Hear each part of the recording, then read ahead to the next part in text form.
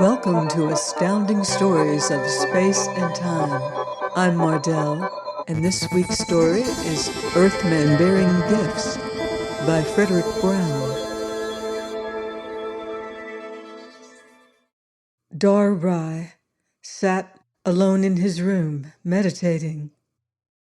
From the outside door, he caught a thought wave equivalent to a knock, and glancing at the door, he willed it to slide open.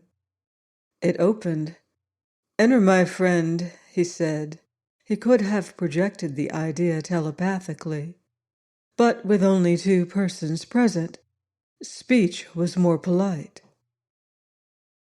Ejon Ki entered. "You're up late tonight, my leader," he said. "Yes, Ki.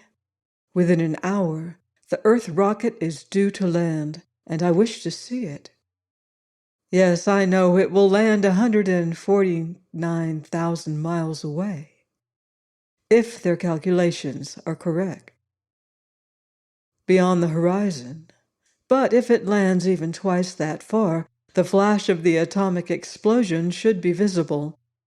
And I have waited long for first contact. For even though no Earthmen will be on that rocket, it will still be first contact for them. Of course, our telepath teams have been reading their thoughts for many centuries, but this will be the first physical contact between Mars and Earth." Ki made himself comfortable on one of the low chairs. "True," he said. "I have not followed recent reports too closely, though. Why are they using an atomic warhead? I know they suppose our planet is uninhabited, but still. They will watch the flash through their lunar telescopes and get what do they call it? A spectroscopic analysis. That will tell them more than they know now, or think they know, much of it is erroneous, about the atmosphere of our planet and the composition of its surface. It is, call it a sighting shot, Ki. They'll be here in person within a few oppositions, and then..."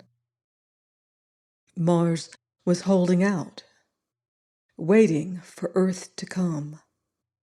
What was left of Mars, that is, this one small city of about 900 beings. The civilization of Mars was older than that of Earth, but it was a dying one. This was what remained of it, one city, 900 people.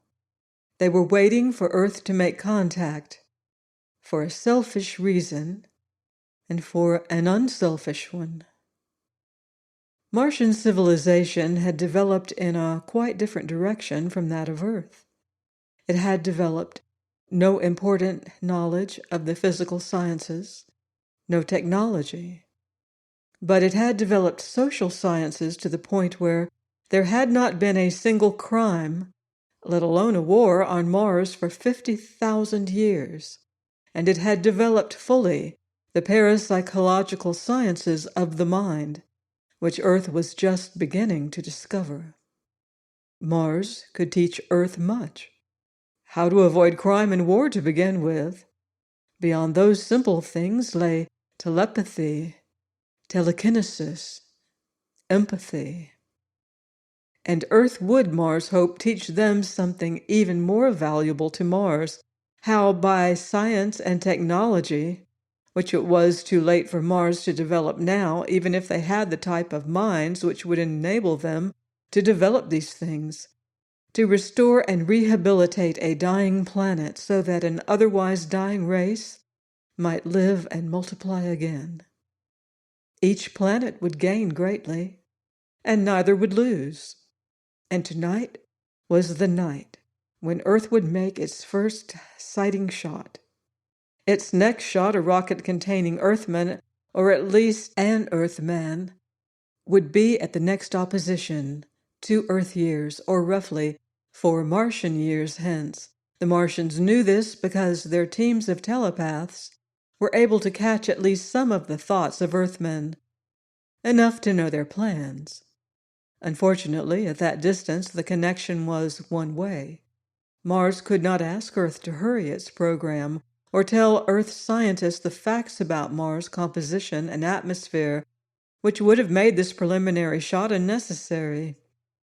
Tonight, Rai, the leader, as nearly as the Martian word can be translated, and Key, his administrative assistant and closest friend, sat and meditated together until the time was near.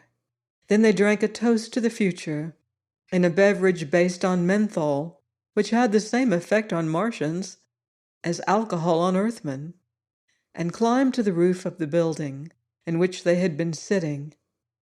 They watched toward the north, where the rocket should land. The stars shone brilliantly and unwinkingly through the atmosphere.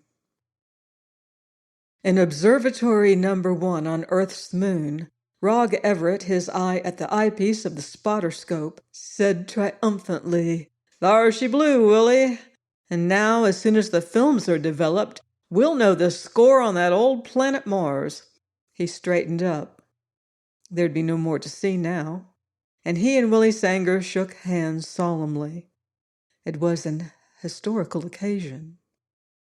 "Hope it didn't kill anybody, any Martians, that is.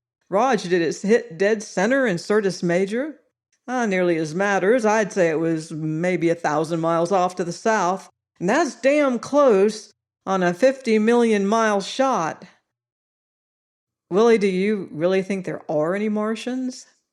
Willie thought a second, and then he said, "No."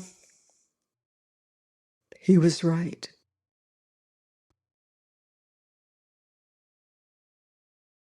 We may mean well, but what are the unintended consequences of our actions? Join me next week for another exciting adventure on Astounding Stories of Space and Time. Until then, watch the skies.